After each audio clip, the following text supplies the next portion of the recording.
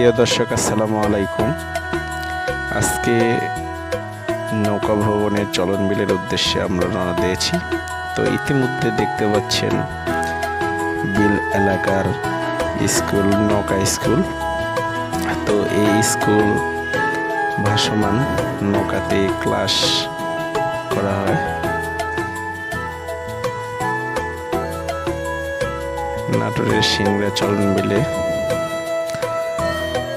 তো আমরা বারানয় নদী, আত্রাই নদীর সাথে একত্রিত হয়ে গেছে।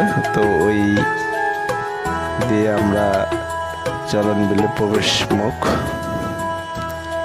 প্রবেশ করে আমরা প্রথমে তিসিখালি মাজারে যাব। তো মাজারে ওখানে